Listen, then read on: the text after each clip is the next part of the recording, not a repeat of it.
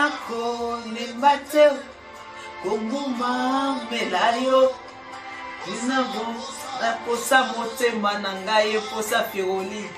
Aïe aïe aïe aïe aïe aïe. Dieu m'a fait du bien, mes amis, Dieu m'a fait du bien.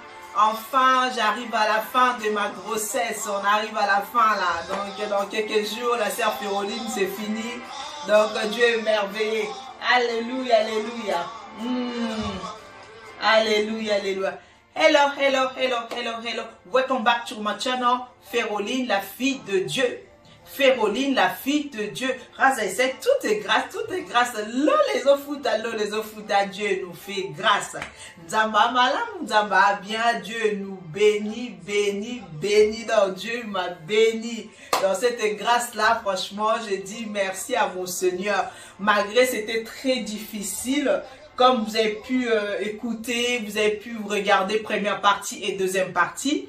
Et vous avez vu aussi que je vous ai montré les articles que j'ai achetés pour le bébé, tout ça, etc.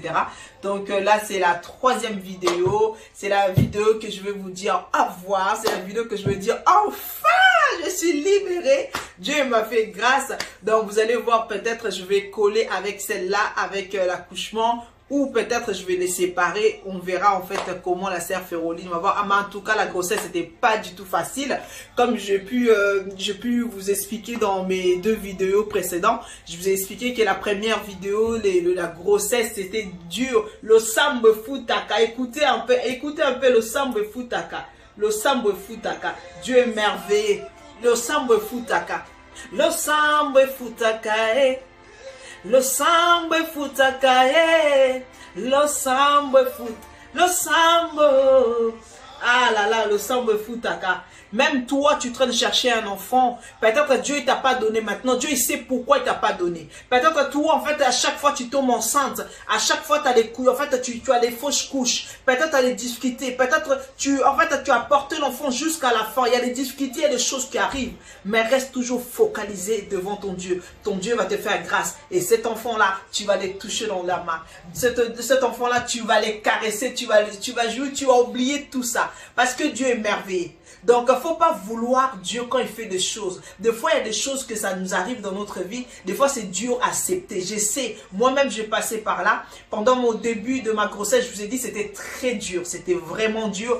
Et je demandais à Dieu, pourquoi tu me fais passer dans cette calvaire, dans cette difficulté, dans le moment comme ça? Je suis ton servante, mais pourquoi je passe les serviteurs de Dieu? Pourquoi je passe comme ça? Mais Dieu, il a voulu que je passe comme ça. Dieu, il a voulu que cette grossesse, ça se passe comme ça. Je regarde la grossesse de ma fille, c'était pas du tout comme ça. Je regarde la grossesse de mon fils, c'était pas du tout comme ça. Le troisième grossesse, et c'était difficile pour moi. La troisième grossesse était trop difficile. Et Dieu, il a voulu que je passe dans cela. Et pour que moi, je témoigne aussi sa grandeur. Et pour que je fortifie une personne. Et pour que j'encourage une dame, en fait, qui est en train de passer dans les moments difficiles. Peut-être une dame aussi, qui a passé aussi les moments difficiles, comme je l'ai expliqué. Et là, c'est les moments de fin. C'est le moment pour en fait dire merci à Dieu. Parce que Dieu, en fait, c'est le moment de joie, en fait, pour le remercier, pour dire merci, combien il est bon, en fait, il est merveilleux. Il est là pour nous, en fait. Il est là pour nous. En fait, on est les enfants de Dieu. On est les enfants de Dieu. Dieu nous fait du bien à chaque fois. Donc, Dieu m'a fait du bien. Vraiment, Dieu m'a fait du bien. Dieu m'a fait vraiment du bien. Je suis vraiment contente parce que là, dans peu de temps, là, je vais rentrer à l'hôpital. Waouh, quelle grâce! Donc, vous voyez, là, ça a poussé. Vous voyez que ça a poussé là, ça donne ça. Et ça a poussé vraiment. Et même mes mains, ça commençait un peu gonfler. C'est pour ça que j'ai enlevé mes bagues et tout, etc. Et comme des vernis, on n'a pas le droit de mettre des vernis là-bas. Donc, du coup, j'ai même pas mis des vernis. Donc, vous voyez que j'ai pas mis, je vais mettre les vernis après. Et qu'est-ce que je vais vous dire encore ajouter? Et je me suis pas maquillée. Donc, du coup, la sœur Féroline, je suis pas trop maquillage en fait. Hein. Je veux dire, en base, je suis pas trop maquillage. Et je mets des maquillages quand je veux. Donc, du coup, dans ces vidéos-là, vous avez pu voir, en fait, j'étais toujours naturelle. Là, j'ai défrisé mes cheveux il y a 2 jours. Il y a 2 jours, j'ai défrisé mes cheveux. Donc, j'ai laissé mes cheveux comme ça. J'ai attaché mes cheveux pour ça faire un peu joli et tout ça. Donc, voilà, comme ça, je suis tranquille. Après l'accouchement, je peux mettre de l'eau sur moi. Et en fait, un conseil aussi. Et bon, en fait, moi, je trouve que c'est pas la peine aussi de changer la crème des mamans. Donc, quand vous êtes enceinte, mettez la crème que vous mettez avant que vous tombez enceinte, c'est la même crème que vous allez mettre aussi en cours de votre grossesse. Et parce que quand vous changez la crème au milieu de votre grossesse ou après la grossesse, et après vous allez avoir des boutons, il y a des choses qui vont apparaître sur votre corps. Et c'est mieux la même crème que vous mettiez par avant, et c'est ça que vous allez finir aussi. Même si ça vous fait noircir, ça vous fait je sais pas quoi, continuez avec cette crème là. Moi en tout cas, la crème que je mettais toujours, j'ai continué jusqu'à pendant 9 mois de ma grossesse. Je l'ai mis, ça m'a rien fait du tout. Et vous voyez en fait mon teint, c'est toujours pareil. J'ai pas vraiment des masques de grossesse au niveau de cou, parce que nous souvent les blacks aussi, on a beaucoup ici, on a les nez qui gonflent. Bon après les nez qui gonflent, donc je peux rien faire. Donc du coup c'est ça. Et j'ai pas eu des boutons, j'ai pas eu de trucs déjà en base. Moi je suis pas quelqu'un, j'ai pas des boutons, donc du coup bah ça m'a rien fait. Vous voyez ma couleur de peau, ça n'a pas changé parce que j'ai pas changé la crème. Je mettais toujours la même crème et je lavais toujours avec les mêmes savons, parce que moi c'est un gamme, donc je le savon et plus je la crème avec, et donc voilà, je l'ai utilisé. Donc du coup mon teint, ça n'a pas changé. Donc vraiment, changez pas vos crèmes pendant votre grossesse, parce que si vous changez, vous allez mettre votre peau aussi en difficulté. Et quelque chose aussi, un conseil que je peux vous orienter, en fait, vous dire aussi peut-être, parce que je parlais avec une sœur aussi dernièrement, elle aussi, elle est enceinte aussi. Quand vous allez à l'hôpital, il faut commencer déjà à déclarer l'hôpital où vous allez, en fait, l'hôpital où vous allez accoucher. Il faut commencer déjà à déclarer ça bien avant de votre grossesse. Vous déclarez, parce qu'il y a des gens des fois qui travaillent à l'hôpital. C'est pas tout le monde, je suis l'une, je dis entre guillemets, tout le monde il travaille dans l'hôpital. Il y a des gens qui sont là pour sacrifier, il y a des gens qui travaillent là-bas, ils travaillent. Donc ça veut dire quand vous allez à l'hôpital, il faut toujours prier les mamans. Il faut déclarer déjà avant que vous partez à l'hôpital. Commencez à jeûner, commencez à prier. Et oui, même si vous êtes enceinte, vous pourrez aussi jeûner aussi. Vous n'êtes pas obligé de jeûner toute la journée comme vous faites d'habitude. Vous pourrez jeûner jusqu'en fait une demi-journée. Moi, je jeûne 2 fois. En fait, je commence de minuit à midi. C'est vraiment des petites cours en fait, journées comme ça, où vous pourrez sacrifier quelque chose que vous ne mangez pas vraiment pour la journée, ou 2 jours ou 3 jours. Moi, pendant ma grossesse, il y a des jours que je jeûnais pendant 3 jours. Donc vous jeûnez, vous priez aussi dans l'hôpital où vous allez, le médecin que vous allez croiser, la sage-femme que vous allez croiser, l'infirmière que vous allez croiser, les auxiliaires, aides-soignantes, peu importe, les personnes qui vont déjà être le premier contact avec votre enfant, les personnes qui vont toucher votre enfant. Tu sais pas les mains de la personne quand il touche votre enfant. Ça veut dire déjà quand vous partez, faut commencer déjà à déclarer. Moi j'ai ma Bible, en fait c'est cette Bible là, je vais partir à l'hôpital. Déjà ma valise, je veux vous montrer, j'ai déjà ma valise et tout ça, j'ai déjà fait, et j'ai mon sac et tout ça, etc. Donc même ma Bible, je vais pas l'oublier, je vais partir avec ma Bible, et donc du coup je vais les ramener. J'avais déjà commencé à déclarer, prier, et là aussi pendant que je vais partir à l'hôpital, je vais commencer aussi à déclarer et prier, et les personnes que je veux rencontrer là-bas. Et donc le moment quand ça arrive, quand le bébé il arrive aussi, n'oublie pas de remercier d'abord Dieu, le remercier Dieu qui a fait grâce à cet enfant là, qu'elle sorte en fait avec dans le bonne santé et tout ça, etc.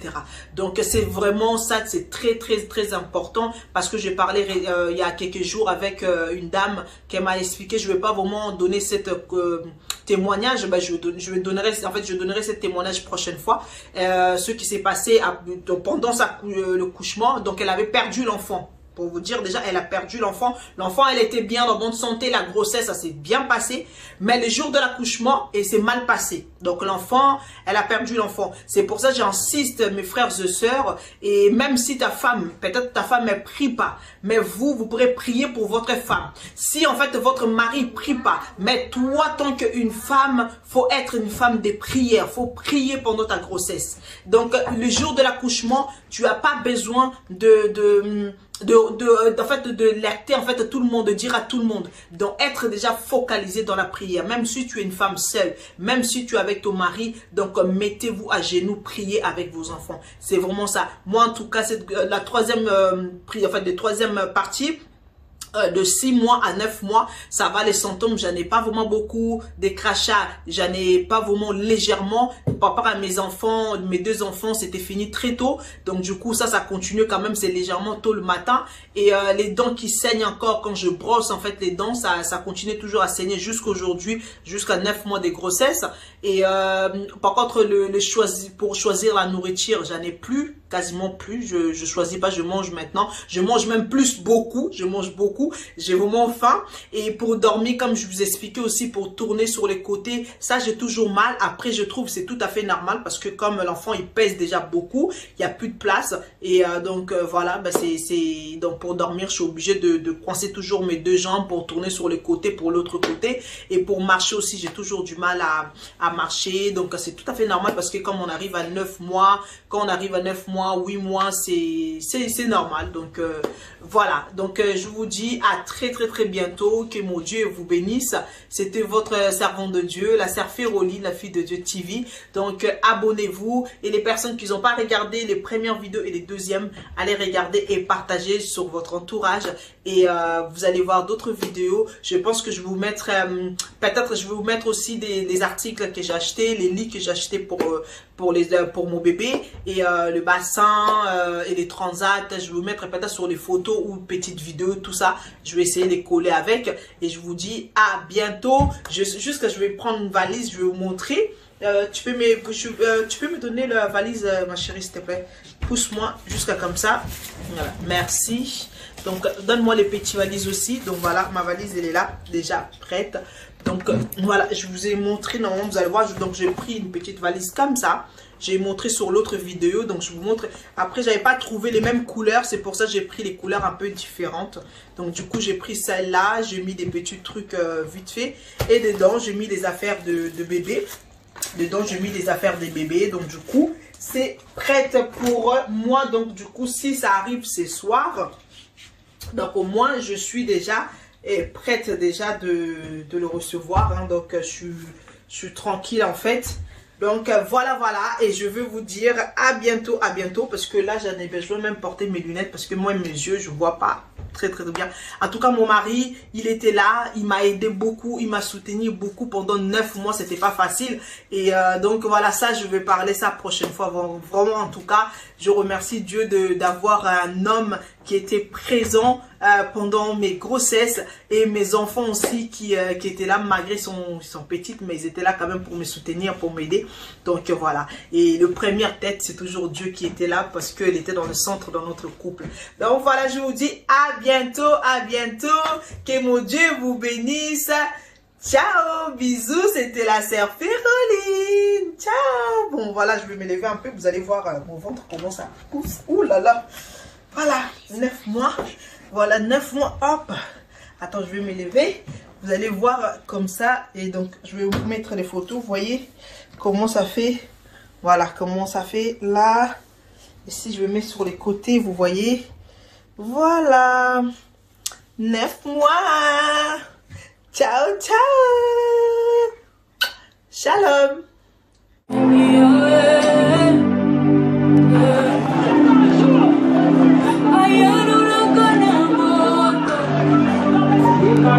Sana